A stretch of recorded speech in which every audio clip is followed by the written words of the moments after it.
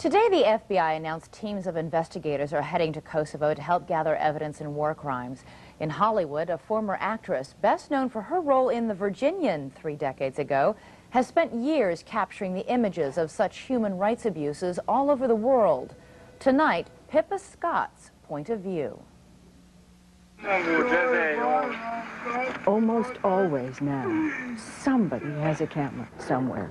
Doesn't matter if it's a still camera or a little video camera, but somebody has documented something somewhere, and we want that stuff.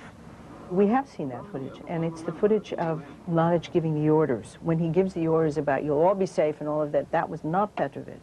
The International Montior Institute is a center of archives that deal with conflict, but visually. This is the place in which the imagery about those conflicts is collected. We are looking at conflicts in Asia, in Europe, in the Middle East. Right now we are up to our ears in a flood of material coming in on Kosovo. Each of those tapes has 6 to 8 hours on them. And so we've been going through them to determine. We've been tracking the dissolution of the former Yugoslavia since 1993. On the Balkan archives, we have about 4,000 hours. Other archives are smaller because they weren't covered as deeply. Rwanda, for example. We are very much colleagues with the War Crimes Tribunal in the sense that what we are is an enormous vacuum cleaner, if you will, of material that gets broken down in ways in which they can use it. And they're growing increasingly effective. They now have 35 indicted criminals in prison there in The Hague. And believe me, after this, more to come, I think. I told him of some German sources that he wasn't aware of for footage, and so he was quite happy. Ironically, I'm the child of a writer.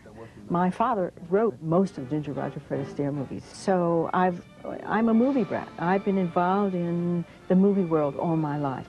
What that's taught me was how important imagery is.